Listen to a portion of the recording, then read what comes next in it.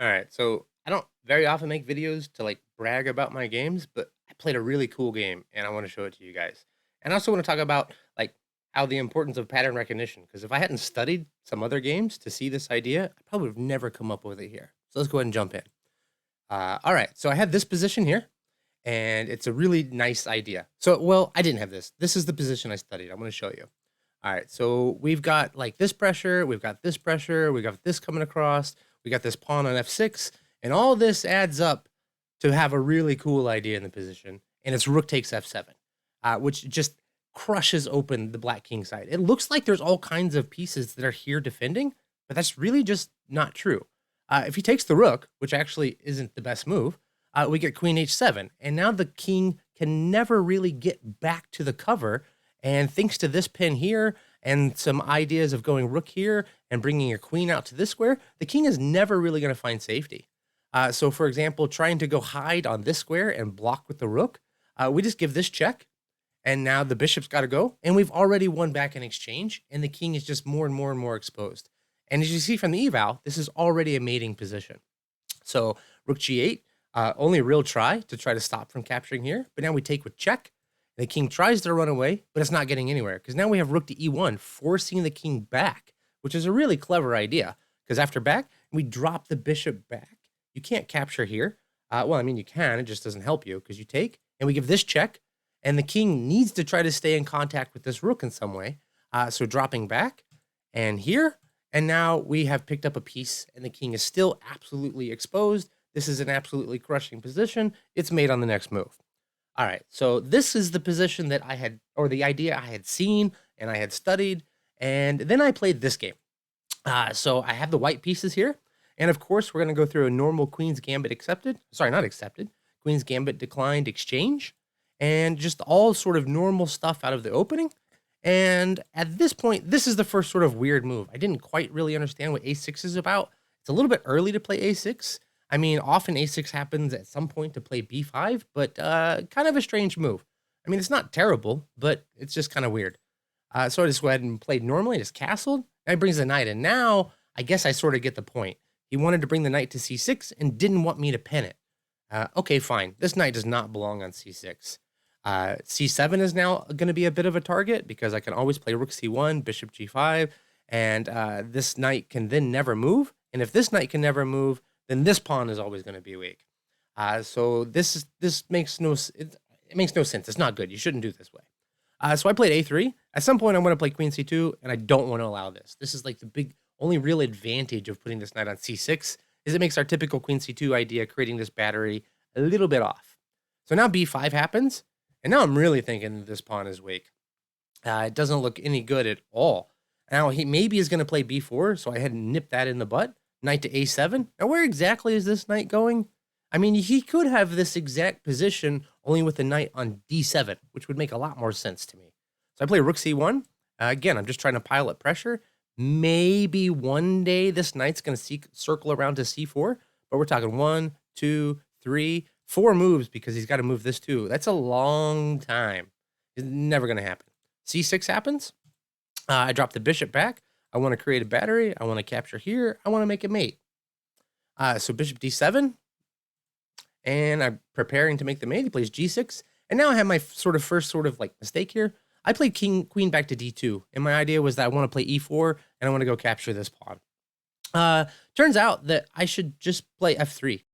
Point is that when this move comes, I can just play e4, which is an idea that I played in the game anyway. It just would have been a bit easier if I had played this directly. Instead of 2, and he brings the king up to defend, and, we still have sort of an equal position. Now I play f3, knight to c8, he's executing his plan, and I hit him with e4. And this looks like it's a pawn sacrifice, and it kind of sort of is. But so we take, and now he wins this pawn because of this hanging bishop. But now we uncork the idea similar to what we saw before, and I would have never had come up with this idea had we not looked at the previous position. Given that you guys have seen it, you probably know what it is. Rook takes f7, which is just such a fun move to play. It doesn't look that great because it looks like we're just going to capture. He's going to take this, and just everything in our whole position is hanging. But that's just not the case. I mean, these guys are both out of play. And it's going to be quite easy for us to get our pieces into play. We have this file. The queen is ready to come to h6. This knight is going to capture here. This knight can come to f4. This rook can come to to f1. And so we just have easy to bring our pieces in. And there is no easy way to bring this piece in. There's no really quick, easy way to bring this piece in. King f7 must be played.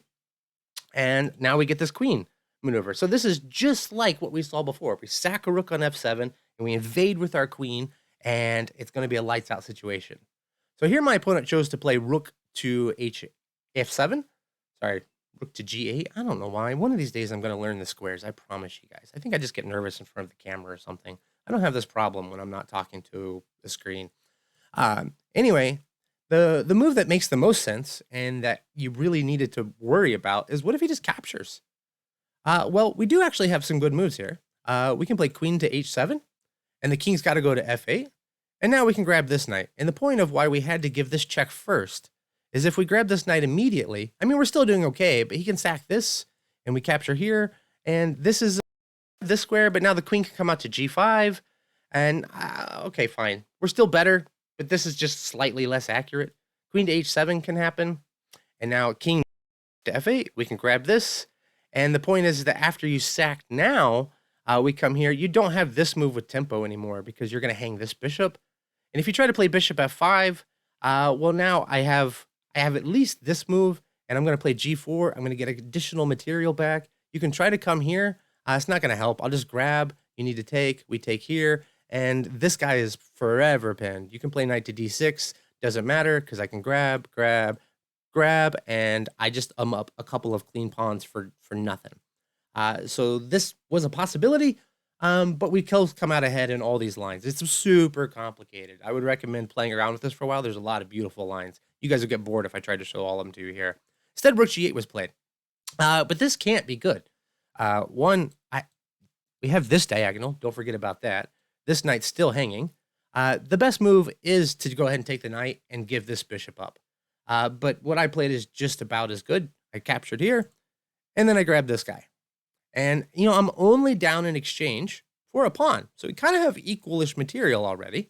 Again, this knight is going to struggle to get in because there's so many lines where I can just take it. I can give a check. I can come across here. But the name of the game now is just to get my pieces involved. I have pressure against this g6 pawn, which is why he played this rook g8. But I also have this diagonal. I have this f-file. I'm going to bring my other knight in. King d8, trying to run away. But now just a cool, calm, collected knight f4. And now my idea is maybe I want to play here and then give a check. And I'm going to win the queen this way. So this is really, really, really complicated. The best that he can really do is probably to bring the knight out or maybe try to run away. If you try to run away, I can probably play d5. And the point is that after you capture, I'm going to go here. And now my rook is keeping your king from escaping even further. So queen g7, trying to trade queens? Absolutely not. There's no way I'm going to trade queens in the position. I mean, even if I did, I'm probably still doing okay. But now this knight's really never going to find a way into the game. Bishop f5 was played. But now this just allows knight f6. I mean, honestly, there's not a whole lot better than bishop f5. I mean, you can try to play knight d7, but it doesn't help. I'm still going to play here. If you try to, say, defend this square, well, now knight to d6 does come. And when you grab here, well, rook to e1 is a big problem. You can try to come hide if you want, but this picks up the queen, so that's kind of a nice thing. So instead, after queen g7, I drop back, played here, gives this, and now an additional mistake because now bishop a2 comes with tempo, and I'm not just winning my exchange back, I'm winning a whole rook, and I'm going to be up a clean piece. King to f8, we grab this. Now I chose to play bishop back to b3. It's probably simpler and easier if I play something like here, because now we're forking this. You're required to take, I take, and this king is absolutely stuck. I'm going to play rook f1. This is awful. What are you going to do? But instead, I play bishop to b3. He drops here. I went and played d5, and because I thought maybe there's some chances to get to play the rook into here. He takes. I grab here. This is kind of a nice maneuver I was sort of proud of. My point is that I want to transfer the rook here, but I want to do it with tempi. I don't want to give black a chance to do anything. King to e8. Now I come with check. comes back. Now we bring the knight back and comes here. And, I couldn't actually find like an immediate knockout. So I decided here just to simplify. I played bishop to d5 check. He grabs, I take it. And, I expected that he'll just play king takes. And I'm certain there had to be some sort of craziness here. I mean, if you take here, I thought that, something like this must be possible.